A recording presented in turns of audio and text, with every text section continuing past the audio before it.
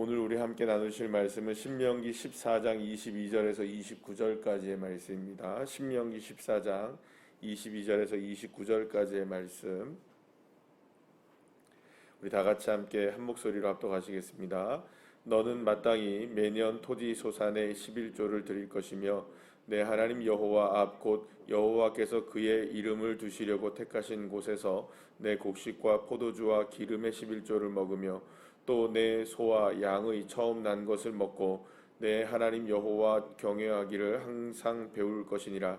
그러나 내 하나님 여호와께서 자기의 이름을 두시려고 택하신 곳이 내게서 너무 멀고 행로가 어려워서 내 하나님 여호와께서 그 풍성히 주신 것을 가지고 갈 수 없거든 그것을 돈으로 바꾸어 그 돈을 쌓아 가지고 내 하나님 여호와께서 택하신 곳으로 가서 내 마음에 원하는 모든 것을 그 돈으로 사되 소나 양이나 포도주나 독주 등 내 마음에 원하는 모든 것을 구하고 거기 내 하나님 여호와 앞에서 너와 내 권속이 함께 먹고 즐거워할 것이며 내 성읍에 거주하는 레위인은 너희 중에 분깃이나 기업이 없는 자이니 또한 저버리지 말지니라. 매 3년 끝에 그 해 소산의 11분의 1을 다 내어 내 성읍에 저축하여 너희 중에 분깃이나 기업이 없는 레위인과 내 성중에 거류하는 객과 및 고아와 과부들이 와서 먹고 배부르게 하라. 그리하면 내 하나님 여호와께서 내 손으로 하는 범사에 내게 복을 주시리라. 아멘. 할렐루야. 성경은 하나님의 백성이 누리는 이 풍요로움이 그 발전된 농사의 기술로 이루어지는 것이 아니라는 것을 분명히 알아야 한다는 것을 말씀하고 있습니다. 그렇다면 이스라엘 백성들이 가나안 땅에서 얻게 될 풍성함은 자기의 노력이 아니라 누구의 은혜입니까? 하나님의 은혜다라는 겁니다. 물론 지금도 만약에 우리가 이거 잘 된 거는 하나님의 은혜야, 뭐 이렇게 된 거는 주님의 역사야 이렇게 얘기하면 세상 사람들은 그게 왜 하나님의 은혜냐 이렇게 얘기를 합니다. 그런데 예수님 믿는 우리는 그게 하나님의 은혜로 알죠. 근데 이제 이 마찬가지로 당시에도 똑같이 그랬을 겁니다. 가나안 백성들도 아니 우리가 농사를 잘 지어서 바알을 섬겼기 때문에 이게 이게 농사가 잘 된 거지 무슨 하나님이 뭘 얻다고 이렇게 우리에게 했다 그러냐 이렇게 분명하게 이 가나안 사람들은 얘기를 할 수 있었을 것이라는 겁니다. 바로 거기에서 계속 문제가 되는 것이 바로 이제 우상을 섬기는 문제가 된다는 겁니다. 그런데 그렇게 우상을 섬기는 문제가 유혹이 다가와도 이스라엘 백성들이 견고하게 세워져 있으면 뭘 할 수 있느냐? 오늘 본문에 보면은 바로 이제 10분의 1을 하나님 앞에 분명히 드릴 수 있다.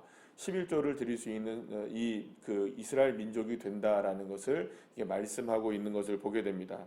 자, 그렇기 때문에 이스라엘 백성들이 지금 내게 주어진 모든 것들이 나의 열심보다 하나님의 은혜가 크다는 것을 정말 믿는다면 자연스럽게 행하게 되는 것이 무엇이라는 겁니까? 이 11조를 하나님 앞에 할 수 있다라는 것을 말하고 있는 겁니다. 그래서 23절 말씀에 보시게 되면 이 이제 그 마지막 절에 보면 내 하나님 여호와 경외하기를 배울 것이며 이렇게 나옵니다. 그러니까 이 말은 무슨 말이냐면 결국에는 이 하나님을 경외하게 되면 이게 이 모든 일이 하나님이 하신 일이라는 것을 믿고 경외하는 마음이면 자연스럽게 무엇이 될 수밖에 없다는 겁니까? 11조는 자연스러워진다는 것을 말씀하고 있는 것이죠. 그래서 특별히 이제 왜 그러면 하나님께서 이렇게 이스라엘 백성들에게 복을 주실 수 있느냐, 풍성하게 할 수 있느냐? 그것은 하나님께서 약속을 했기 때문입니다. 이스라엘 백성들과 함께 그 후손들에게 모든 자녀들에게 내가 풍성하게 너희들에게 은혜를 베풀 것이라는 사실을 계속해서 하나님은 약속을 했기 때문에 하나님은 그 약속을 지키시기 위해서라도 누구를 풍성하게 하셔야 됩니까? 이 가나안 땅에서 이스라엘 백성들을 풍성하게 하셔야만 한다는 것이죠. 그러니까 결국에는 이렇게 하나님께서 약속하신 것을 나의 삶에 이루신다라는 것이 믿어지면 정말 여호와 경외하기를 부족함이 없게 할 수밖에 없고 그렇게 되는 것을 바로 무엇으로 드러난다는 겁니까? 이 11조로 드러나게 된다는 것을 말씀하고 있는 겁니다. 그러면 여러분 생각해 보세요. 이 11조는 의무일까요? 감사일까요? 의무가 아니라 감사가 되는 겁니다. 물론 이게 율법화 되어버리면 뭐가 됩니까? 의무가 되어지는 겁니다. 근데 의무가 되기 이전에 이건 뭐라고 지금 계속 모세가 설명하고 있는 걸까요? 이게 감사와 은혜라는 것을 고백하는 차원에서의 11조이지 의무가 아니라는 겁니다. 그러니까 무슨 말 그러면 이게 의무냐? 의무 맞습니다. 그죠? 근데 의무이긴 하지만 이게 의무가 출발된 것은 해서 억지로 해서 하는 것이 아니라 이거는 하나님 앞에 정말 감사하고 은혜이기 때문에 이게 의무가 되는 것이지, 이게 뭐 말하자면 해야 하기 때문에 뭐 명령이기 때문에 나는 어쩔 수 없이 나는 별로 감사하지도 않은데, 나는 뭐 이렇게 은혜도 아닌데 이건 뭐 해야 하니까 하는 겁니다. 그러면 여러분 어떤 사람이 나옵니까? 세금 안 내는 사람들이 나오는 거예요. 그죠? 38기동대 뭐 이런 거 알잖아요. 그죠? 그러니까 그 사람들은 나라에 세금을 내야 되는데 그게 의무니까 잘 안 내려고 그러는 거예요. 물론 우리도 세금에 대한 조세 저항이라는 게 있습니다. 모든 사람들이. 그런데 그게 우리가 당연히 해야 되는 일이고, 또 나라에서도 여러 가지 우리들에게 혜택을 주고 또 우리가 감사하는 게 있으면은 의무 이전에 우리가 이 나라의 백성으로서 우리가 하는 거 아니겠습니까? 그러니까 우리가 생각해 보면 그렇게 되면 여러분들 이게 의무만이 강조가 되어지면 우리가 할 이유를 못 찾게 되는 겁니다. 그런데 여기서 이 11조라는 것은 감사의 차원이고 은혜의 차원으로 우리가 접근을 해야 된다는 거죠. 그러니까 사실은 이거는 율법화되기 이전에, 그러니까 지금 이제 이렇게 신명기나 레위기나 뭐 이런 식으로 계속 이제 민수기나 여러 가지 이제 모세 오경을 통하여서 우리에게 드러나는 이게 율법이죠. 율법으로 드러나서 이거를 매년 어떻게 해야 된다, 이렇게 해야 된다, 저렇게 해야 된다라는 이런 율법화가 되어지고 성문화가 되어지기 이전부터 사실은 11조가 있었을까요, 없었을까요? 있었어요. 이미 11조가 있었습니다. 가장 두드러지게 11조를 했던 사람이 누구였습니까? 아브라함입니다. 그러니까 율법이 만들어지기 이전이죠.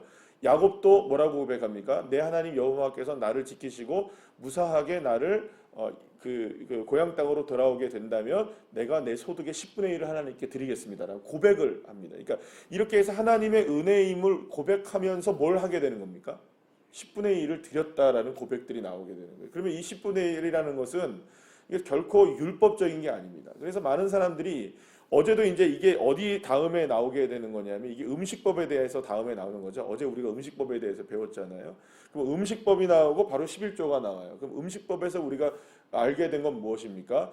음식을 선택하고 안 선택하고의 주권은 누구에게 있나요? 우리가 정하는 게 아니에요. 왜 돼지는 안 되죠, 여러분? 왜 돼지는 안 되죠? 왜 돼지를 먹으면 안 된다고 하나님은 얘기하시죠? 그 맛있는 고기를. 우리 서운하잖아요, 한국 사람들은. 돼지고기 못 먹는 거. 그래서 은혜잖아요. 왜 은혜가 되었습니까? 지금은 먹을 수 있으니까. 그러면 왜 지금은 먹을 수 있나요? 왜 그때는 안 됐나요? 이 모든 것들을 정하시는 분이 누구입니까? 하나님이시기 때문에. 신약에 들어와서는 하나님, 예수님께서 뭐라 그러냐면 모든 것을 깨끗하게 하신 분이 누구냐?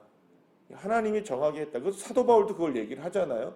그러니까 이 모든 음식들에 대해서 이제는 경계가 이제 없어지게 된 거예요. 왜냐하면 이 음식이라는 것이 선택되어지고 안 선택되어진다는 것은 하나님의 성민을 택하시고 안 택하시는 하나님의 주권적인 역사가 무엇으로 동일하게 드러나는 겁니까? 음식으로 드러나는 거예요. 돼지가 되고 돼지는 안 되고 소는 된다? 이게 이유를 모르는 거예요, 우리가. 왜 안 되지? 소는 왜 돼? 말이 이상하네요. 소는 왜 되지? 돼지는 왜 안 되지? 그러니까 여러분 보세요. 왜 소는 되고 돼지는 안 되느냐? 이거 우리가 정하는 게 아니다. 그러면 왜 이스라엘 백성들을 되고 가나안 백성들은 안 되느냐? 그거 모르는 거예요. 왜요? 누가 정한 겁니까? 하나님이 주권적으로 정한 거라는 거예요. 거기에 대한 감사가, 음식을 먹으면서도 늘 이스라엘 백성들은 감사해야 되는 거예요. 아, 돼지 너는 안 돼. 왜냐면 하나님이 안 된다 하셨으니까. 아, 소 너는 돼. 하나님이 너는 된다고 하셨어. 마찬가지로 음식을 먹을 때마다 뭘 기억하는 겁니까? 아, 내가 하나님께서 나를 택하셨기 때문에 나는 되는 거구나. 저 사람들이 안 되는 이유는 하나님이 안 택하셨기 때문에 안 되는 거구나. 택함 받은 나는 감사합니까? 안 감사합니까? 그 생각은 감사한 거예요. 그 감사함이 무엇으로 드러나는 겁니까? 소산의 11조로 드러나게 되는 겁니다. 그래서 이게 이제 11조도 마찬가지로 왜 해야 되느냐, 왜 안 해야 되느냐, 이 부분에 있어서는요, 율법이다 아니다의 문제가 아닌 거예요. 율법이 완성됐기 때문에 이제는 더 이상 안 해도 된다. 그 유튜브에 그런 얘기들이 너무너무 많이 나와요, 여러분들. 만약에 여러분들 한번 유튜브에 11조 한번 쳐보세요. 그렇게 얘기하면 굉장히 많아요. 근데 그렇게 접근하시면 안 됩니다. 은혜가 많으면, 감사가 많으면 더하면 더했지 부족한 건 아니에요, 여러분. 덜 할 수는 없죠. 덜 하는 게 되는 것이 마음에 더 안 좋죠. 이게 뭐냐면 감사한데 왜 안 합니까? 은혜인데 왜 안 합니까? 더 힘에 지나도록 할 수도 있게 되는 것이죠. 그래서 근데 오늘 이제 특히 본문에서 말씀하고 있는 11조가 다른 기능이 하나가 있다는 것을 우리가 보게 돼요. 오늘 본문에 여러분들 24절 말씀을 보게 되면 24절부터 이렇게 쭉 보게 되면 어떤 얘기가 나오냐면 이런 얘기를 해요. 11조를 가지고 내 하나님 거룩하신 곳에 갖다가 드리게 될 때에 이제 여태까지는 제물들은 다 가지고 오라고 했습니까? 안 가지고 오라고 했습니까?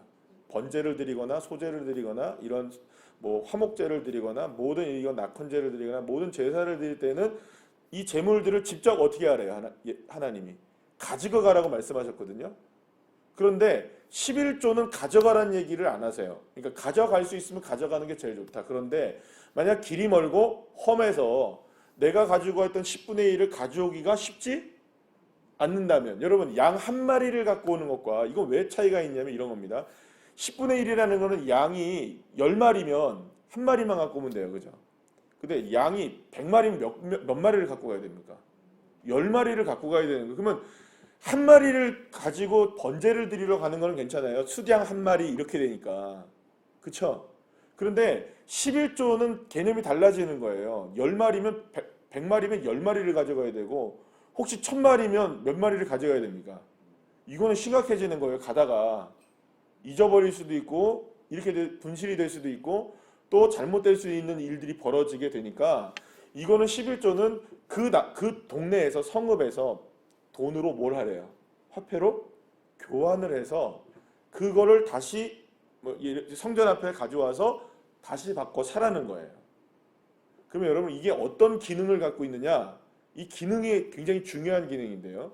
이 기능을 통하여서 돈으로 바꾸면 이게 지금 이게 이제 돈으로 바꾸는 과정들을 성읍에서도 하고 성전에서도 하게 되면 또 돈으로 바꾸게 되잖아요. 그렇게 되면 이게 어떻게 됩니까? 그 동네에서도 경제가 살아나죠. 이쪽에서도 어떻게 됩니까? 경제가 살아나요. 그리고 나서 매 3년마다 11조를 또 저장해 놔서 그걸 갖다가 레위인들과 불쌍한 객들과 과부들을 위해서도 그거를 또 지출을 하래요. 그럼 이걸 통해서 복지가 이루어지죠.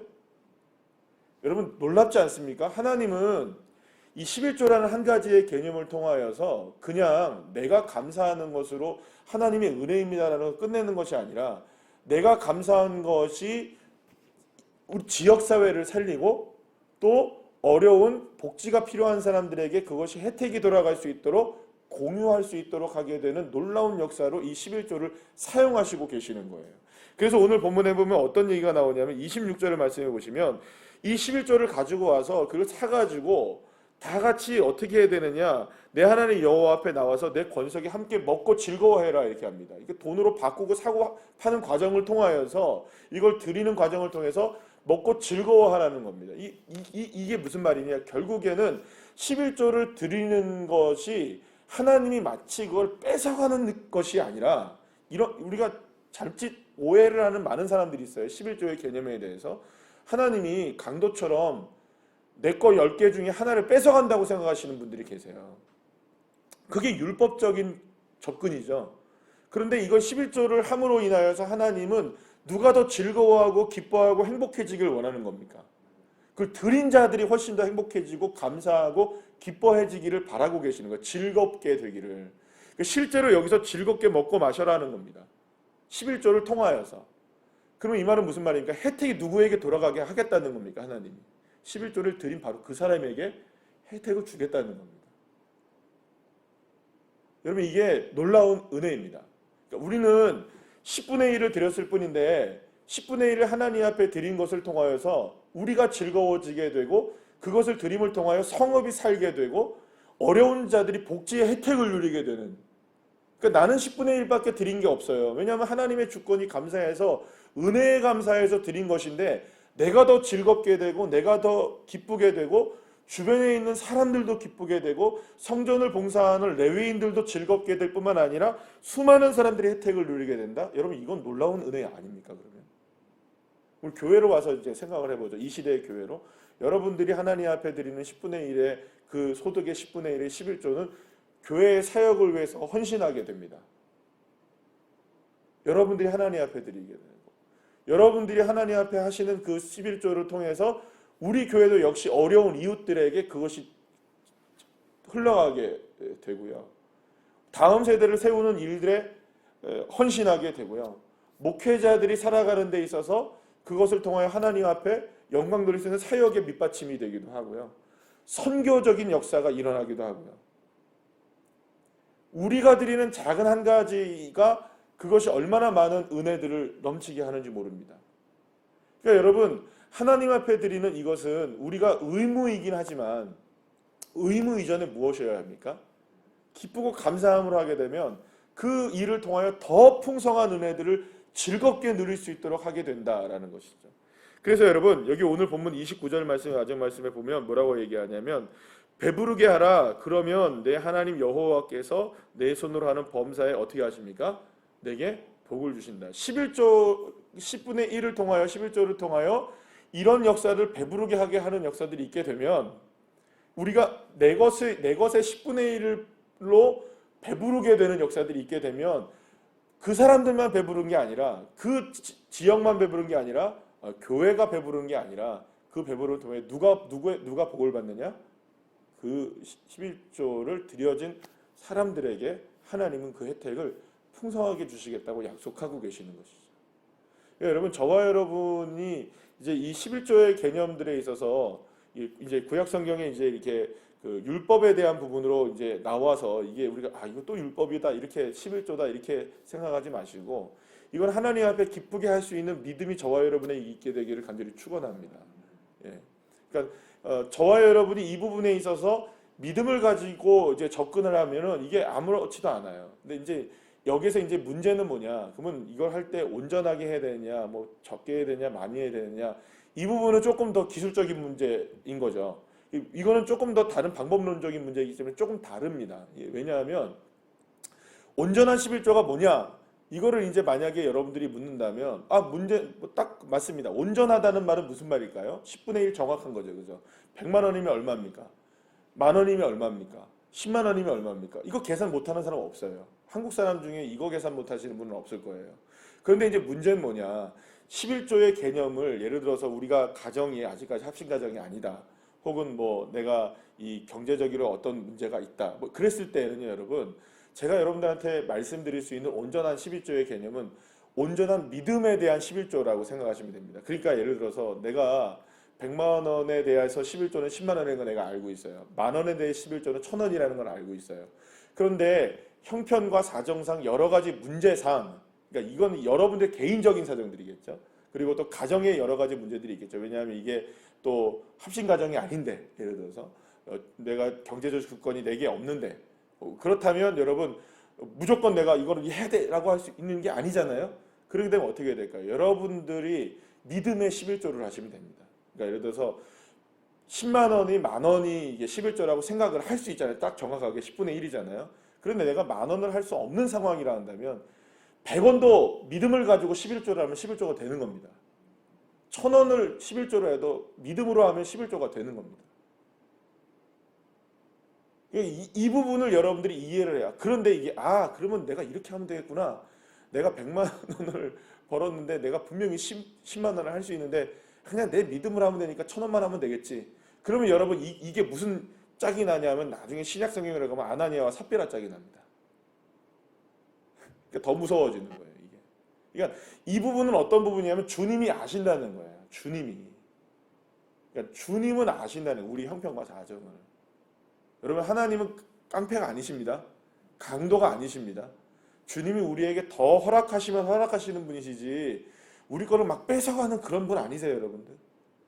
그러니까 저와 여러분이 이것을 믿음을 가지고 한다면 하나님께서는요 100원도 50원도 10원도 1000원도 1000만 원도 10억도 하나님은 그 부분에 있어서 감사하고 기쁨으로 하게 되면은 하나님은 너가 나의 주권을 인정하는구나 이렇게 받아들이시는 것이고요. 아니 왜 이렇게 인색함으로 억지로 해? 그러면 주님께서는 그것에 대해서 드려도 이 기쁨이 안 되는 거예요. 여러분들 하나님 이게 그러니까 헌금의 원리이기도 하고요. 11조의 원리이기도 한 이 부분에 있어서 여러분들이 오해하거나 이걸 통하여서 시험에 드는 일이 아니라 오히려 이걸 통하여 기쁨과 즐거움과 여러분들이 범사의 복을 누리시게 되는 그러한 기회가 되시고 그러한 도전이 되시기를 간절히 소망합니다. 기도하시겠습니다.